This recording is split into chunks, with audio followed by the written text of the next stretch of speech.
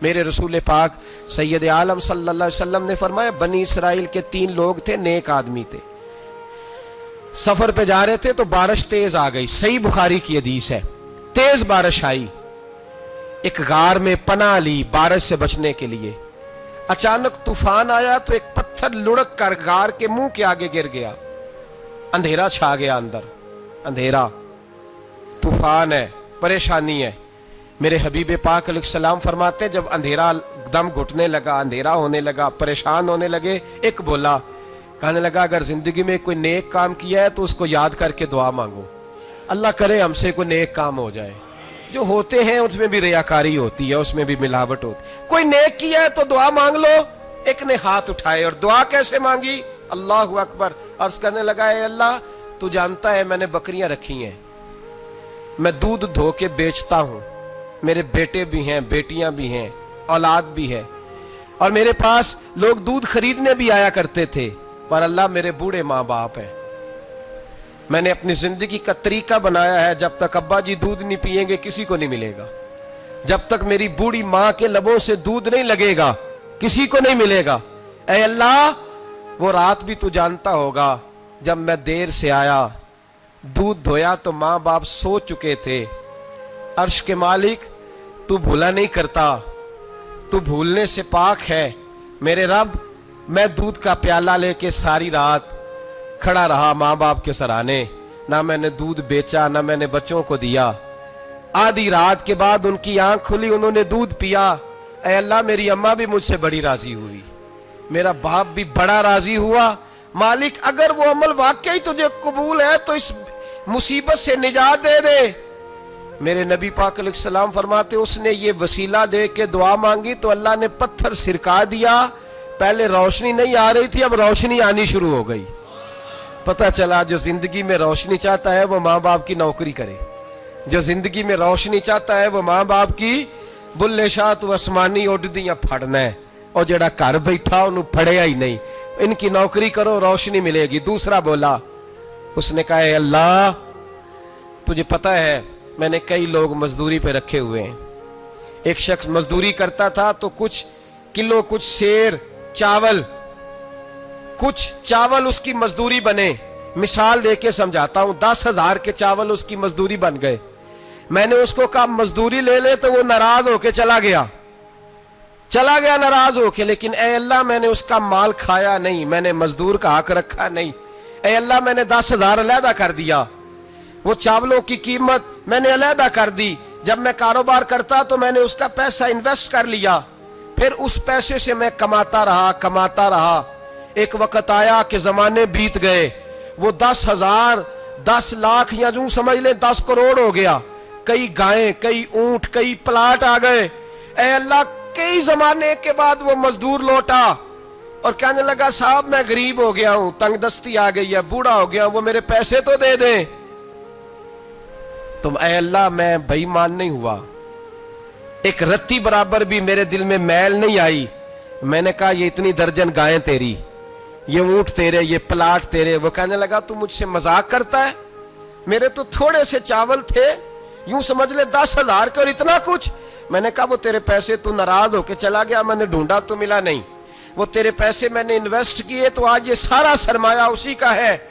اے اللہ وہ بوڑھا مزدور جب اتنی گائیں ملی، اتنے اونٹ ملے، اتنے اسے پلاٹ ملے تو وہ روتا دعائیں دیتا گیا، اے اللہ اگر تجھے میرا وہ عمل قابل قبول ہے تو اس مصیبت سے نجات عطا فرما۔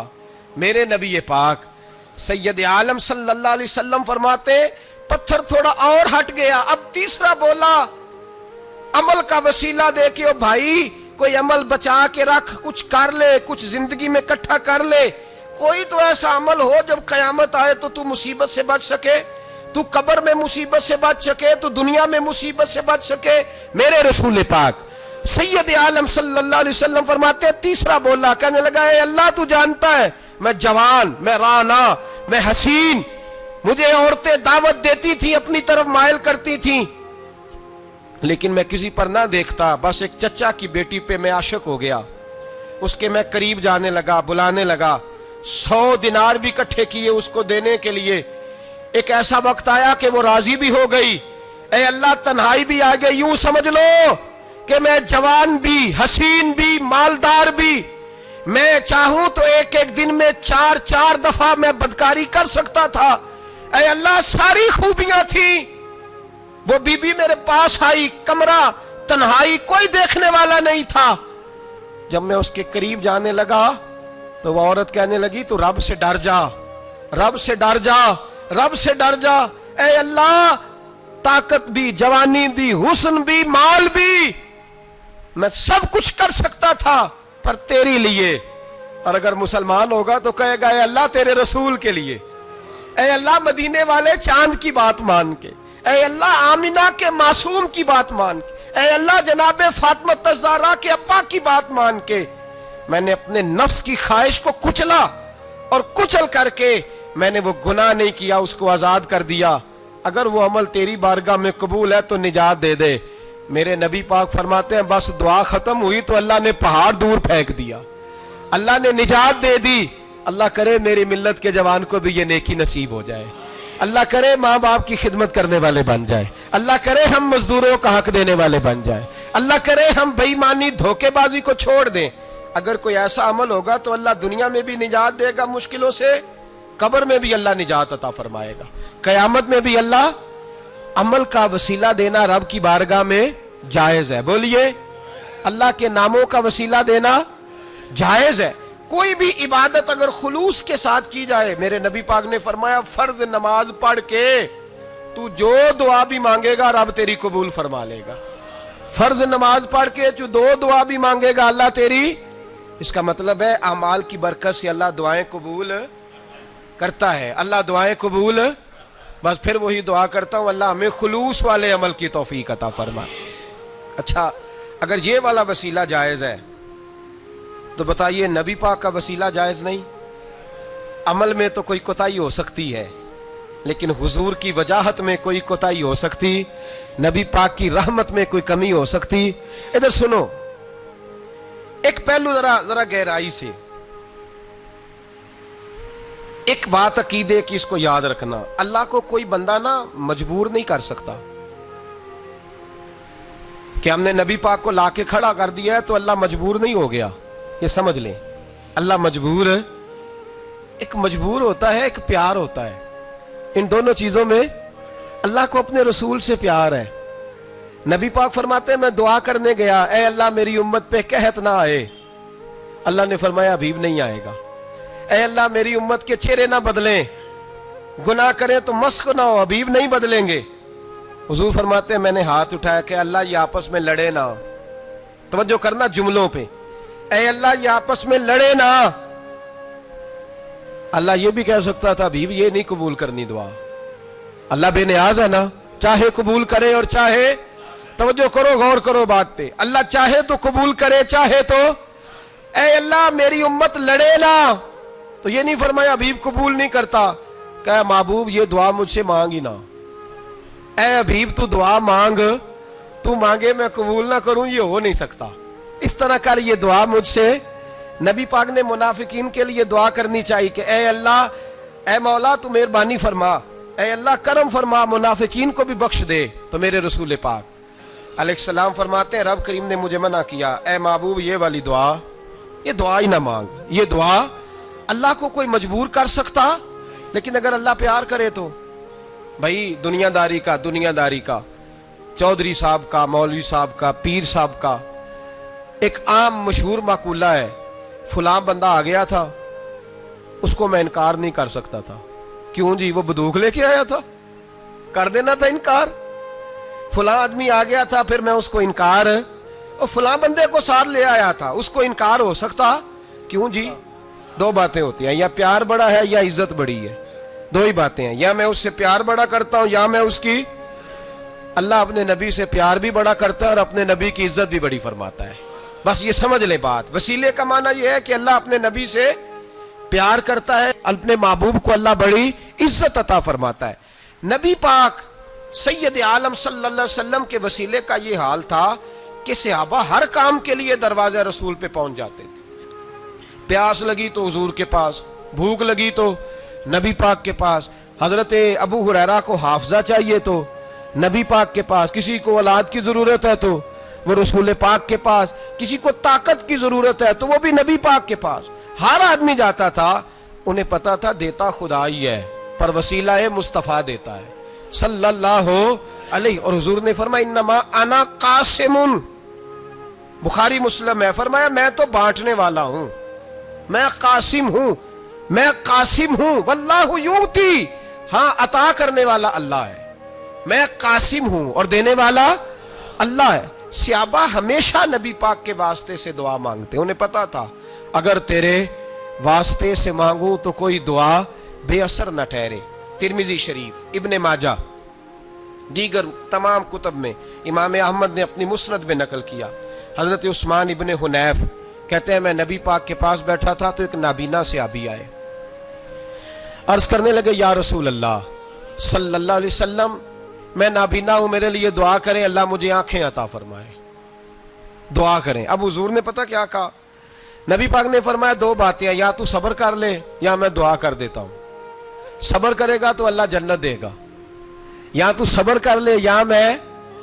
صحابی بڑے پیارے تھے، کہنے لگے یا رسول اللہ جنت تو اللہ اپنے فضل سے دے گا ہی، میں نے نہیں صبر کرنا، مجھے آنکھیں چاہیے، اور پھر یہاں آ کے صبر کروں، این خزانے کے پاس جا کے صبر کروں؟ حضور میں نہیں صبر کرتا، آپ دعا کریں.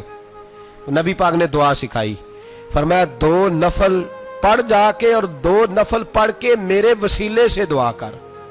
کیا کر؟ اللہ سے کہہ کہ اے اللہ میں تیرے پاس تیرے رسول کا وسیلہ لے کے آیا ہوں، اور پھر کہنا یا محمد انی توجہت علیک، کہنا ہے محمد صلی اللہ علیہ وسلم میں آپ کے وسیلے سے اللہ کی بارگاہ میں حاضر ہوں، اور پھر اللہ سے کہنا کہ اے اللہ تو اپنے نبی کی سفارش میرے حق میں قبول فرما. کون سکھا رہا ہے؟ بولیے کس کو؟ بولیے. کہا جا میرے وسیلے سے جا کے دعا کر. حضرت عثمان کہتے ہیں وہ چلے گئے، 2 نفل پڑھے، حضور کے وسیلے سے دعا مانگی. فرماتے ہیں وہ چلے گئے پر ہم کوئی نہیں گئے. آپ کیوں نہیں گئے؟ تو صحابہ کا نظریہ بتاتا ہے کہ وہ گئے اس لیے نہیں کہ ہم حضور کا معجزہ دیکھ کے ہی جائیں گے. کہتے ہیں ہم گئے نہیں. تھوڑی دیر گزری تو وہ صحابی جو اندھے گئے تھے جب واپس آئے ہیں تو اللہ نے انہیں آنکھیں عطا فرما دی. گئے تھے تو نابینا تھے، آئے تو بینا ہے. میرے نبی پاک صلی اللہ علیہ وسلم کا توسل، حضور کا وسیلہ خود حضور نے سکھایا ہے، خود نبی پاک نے. اور صحابہ کرام علیہم رضوان اس مزاج پر پورے عامل تھے. حضرت عمر فاروق صحابہ میں ایک دانشور شخصیت کا نام ہے، علم کے لحاظ سے، عمل کے لحاظ سے، بصیرت کے لحاظ سے، تقوی کے لحاظ سے ایک بڑی انفرادی اور منفرد شخصیت ہے. حضرت عمر کے زمانے میں قحط پڑ گیا، بارش نہیں ہوتی، حالات بڑے دگرگوں ہیں، پریشانی ہے. لوگ سیدنا فاروق اعظم سے پوچھتے ہیں حضور اب کیا بنے گا؟ جو میں نے پہلے حدیث آپ کی خدمت میں عرض کی وہ ترمذی اور ابن ماجہ سے. اب جو حضرت عمر کی روایت عرض کر رہا ہوں یہ صحیح بخاری میں موجود ہے. حضرت عمر فاروق رضی اللہ تعالیٰ عنہ کا زمانہ مبارکہ، قلت آ گئی، قحط آ گیا، بارش شدید ہے، صحابہ پریشان ہے. جناب عمر فاروق رضی اللہ تعالیٰ عنہ سے کہتے ہیں حضور کرنا کیا ہے؟ حضرت عمر پہلے تو خاموش رہے، پھر حضور کے چچا جناب عباس کو بلایا، کوئی بات نہیں کی. جناب عباس کا بازو پکڑا اور کھلے میدان میں لے گئے. حضرت عمر دعا کرتے ہیں اور پوری امت کو دعا کا طریقہ بتلاتے ہیں. حضرت عمر کہتے ہیں اگر قبول کرانی ہے تو یہ طریقہ اختیار کرو، اگر اللہ کی بارگاہ میں دعاؤں کو مستجاب کرانا ہے تو یہ رنگ ہے جو امت مسلمہ کو میں سکھا رہا ہوں. حضرت عمر نے جناب سیدنا عباس رضی اللہ تعالیٰ عنہ کو کھڑا کیا سامنے اور دعا فرمائی، اللہم انا نتوسل الیک بنبیک، اے اللہ ہم تیری بارگاہ میں تیرے نبی کے وسیلے سے دعا کرتے ہیں، فتسقینا، ہمیں بارش عطا فرما. ہمیں کس کے وسیلے سے؟ حضور. اور پھر کہا اللہم انا نتوسلک بام نبیک، اے اللہ ہم نے اپنے نبی کے چچا کے وسیلے سے بارش عطا فرما. اے اللہ ہمیں اپنے رسول کے چچا کے وسیلے سے، حضرت عباس کے وسیلے سے بارش دے. صحابہ کہتے ہیں جب ہم گئے تھے دعا مانگنے تو خشک سالی تھی، اور جب گھروں کو آ رہے تھے تو ہمارے کپڑے بارش سے بھیگ چکے تھے. اللہ نے بارش عطا کس کے وسیلے سے؟ حضرت عباس. اچھا یہ بات یہاں قابل غور ہے، حضرت عمر کے وسیلے سے بھی دعا ہو سکتی ہے. دعا سیدنا عمر فاروق کے وسیلے سے بھی. لیکن حضرت عمر رضی اللہ تعالیٰ عنہ نے نبی پاک کے چچا، چونکہ حضرت عباس جب آیا کرتے تھے تو حضور کھڑے ہو کے استقبال فرماتے تھے آپ کو دیکھتا ہوں تو مجھے اپنے والد کی یاد آتی ہے. حضرت سیدنا عمر نے بتلایا کہ میں اس کو لے کے جا رہا ہوں جو نبی پاک کے زیادہ قریب ہے، جو حضور کے زیادہ قریب ہے، ان کے وسیلے سے دعا فرمائی. امت کو کیا درس دیا؟ فرمایا جو بھی حضور کے قریب ہو اس کے وسیلے سے دعا کرو، اللہ تمہیں آسانیاں نصیب فرمائے گا. اب ہمارا حال یہ ہے، انتشار ہی انتشار ہے، اختلاف ہی اختلاف، شک کی شک ہے، پریشانی واضح حدیثیں موجود ہیں. میں آج ایک صاحب کو پڑھ رہا تھا، پتہ نہیں لوگ کیوں پریشانی کا شکار ہیں، کیوں لوگ اس آزمائش کا شکار ہیں. کہتے ہیں جی وسیلہ نہیں دینا چاہیے، سیدھا سیدھا نیک عمل کرو. او میرے بھائی، میں نے کہا کہ اللہ کسی وسیلے کا محتاج، اللہ محتاج نہیں، لیکن اس کی عادت ہے وہ وسیلے کو پسند فرماتا ہے. باریک بات مشکل ہوتی ہے لیکن موٹی بات تو سمجھ میں آنی چاہیے نا. کوئی شخص ایسا ہے جسے اللہ نے بغیر ماں باپ کے وسیلے کے پیدا کر دیا ہو، حالانکہ اللہ پیدا کرنے پہ قادر حضرت آدم کو کیا ہے نا، حضرت حوا کو، جناب عیسیٰ علیہ السلام کو بغیر باپ کے پیدا، لیکن یہ اس کی عادت، وہ جب پیدا کرتا ہے تو ماں باپ کے وسیلے سے پیدا کرتا ہے. پھر جب روزی دیتا ہے تو پھر بھی کسی نہ کسی، کیا اس نے حکم دے دیا؟ روزی کون دیتا ہے؟ تو اللہ کا یہ حکم ہے کہ کنڈی لگا کے اندر پنکھا چلا کے سوئے رہو، روزی پہنچ جائے گی. کہتا اٹھ، کوئی سبب پیدا کر، باہر نکل، محنت کر، وسیلہ بنا. جو آدمی کہتا ہے جی میں کپڑے سی بھی خود لیتا ہوں، استری بھی کر لیتا ہوں، دھو بھی لیتا ہوں، اس سے سوال یہ ہے کہ بنا بھی لیتے ہو؟ اس کا مطلب ہے اللہ نے بندوں کو بندوں کا محتاج، بندوں کے لیے بندوں کا وسیلہ اللہ نے رکھا ہے. ہماری یہ موٹی سی بات بھی عقل میں نہیں آتی، موٹی سی بات بھی.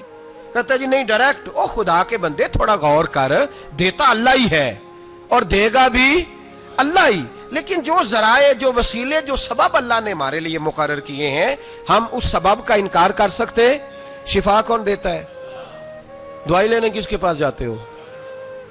آپ اس طرح کریں نا، چپ کر کے گھر بیٹھیں، تسبیح پڑھیں، یا شافی الامراض، یا شافی الامراض، او شفا دینے والے، او شفا دینے والے. سارا دن یہ وظیفہ پڑھیں، شفا کون دے گا؟ تو وظیفہ پڑھو چپ کر کے، دوائی لینے کیوں گئے ہو؟ لیکن اللہ کے حبیب کا ہی فرمان ہے کہ بیمار ہو جاؤ تو دوائی بھی کھاؤ، پرہیز بھی کرو. یہ سارے فرمان ہمیں بتاتے ہیں کہ وسیلہ لینا، وسیلہ دینا، یہ تو اللہ تبارک و تعالیٰ کا طریقہ مبارکہ ہے. لوگ اتنی سی بات کو نہیں سمجھتے، اور قرآن نے واضح طور پہ کہہ دیا وَابْتَغُوا إِلَيْهِ الْوَسِيلَةَ. اور سورہ بقرہ گھر جا کے کھولنا، آیت نمبر 99، 80 اور 9، 99 آیت پڑھنا. کفار نے، یہودیوں نے نبی پاک کی علامتیں پڑھ لی تھی تورات، زبور اور انجیل میں. اللہ کا قرآن کہتا ہے وَكَانُوا مِن قَبْلُ يَسْتَفْتِحُونَ عَلَى الَّذِينَ كَفَرُوا. فرمایا جب میرے نبی نہیں آئے تھے تو یہ یہودی میرے رسول کے وسیلے سے اللہ سے فتح مانگا کرتے تھے، اور جب یہ رسول کا وسیلہ دیتے تھے تو اللہ انہیں فتح عطا فرماتا تھا. امام حاکم نے مستدرک میں لکھا ہے، اور امام حاکم انہی شرطوں پر حدیثیں بیان کرتے ہیں جن شرطوں پر امام بخاری اور مسلم بیان کرتے ہیں. امام حاکم کہتے ہیں کہ نبی پاک صلی اللہ تعالی علیہ وآلہ وسلم کے وسیلے سے ہر چیز اللہ عطا کرتا ہے. جناب آدم علیہ السلام زمین پہ تشریف لائے تو 300 سال نگاہ اٹھا کے آسمان کی طرف نہیں دیکھا، شرم آتی ہے مجھ سے غلطی ہو گئی، اور پھر روتے رہے 300 سال. پھر اللہ فرماتے فَتَلَقَّى آدَمُ مِن رَبِّهِ کلمات. پھر اللہ نے جناب آدم کو کچھ کلمے سکھائے جس کی برکت سے توبہ قبول کی. وہ کلمے کیا تھے؟ امام حاکم فرماتے ہیں وہ کلمے یہ تھے کہ جناب آدم کے دل میں اللہ نے ایک دن بات ڈالی، خود بات ڈالی اللہ نے دل میں. حضرت آدم کہنے لگے اے اللہ، جب میں نے آنکھ کھول لی تھی تو جنت کے دروازے پہ میں نے لکھا ہوا دیکھا تھا لا الہ الا اللہ محمد الرسول اللہ صلی اللہ علیہ. جنت کے ہر پتے پر، درخت پر میں نے لکھا دیکھا تھا لا الہ الا اللہ محمد الرسول اللہ. تو جناب آدم کہنے لگے اے اللہ، وہ جو رسول جن کا نام تو نے جگہ جگہ لکھا ہے ان کے وسیلے سے ہی میری توبہ قبول فرما. تو رب کریم نے فرمایا اچھا حبیب کی بات کرتے ہو، چلو آدم فتاب علیہ انہ هو التواب الرحیم. جا میں نے تیری توبہ قبول کی، میں ہوں ہی بڑا مہربان، میں ہوئی بڑی توبہ قبول کرنے والا.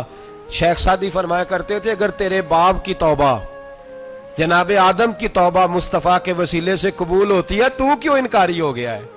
تو کیوں انکاری ہو گیا؟ کیوں نہیں حضور کا وسیلہ مانگتا؟ میرے نبی پاک سید عالم صلی اللہ تعالی علیہ. لوگ بڑی ڈھٹائی سے انکار کرتے ہیں, بڑی دلیری سے انکار کرتے ہیں. او خدا کے بندو, یہ وسیلہ تو بڑا ضروری ہے, یہ وسیلہ تو بڑا قیمتی ہے. میرے نبی پاک صلی اللہ تعالی علیہ وآلہ وسلم نے خود یہ وسیلہ سکھایا. صحابہ اس کے قائل تھے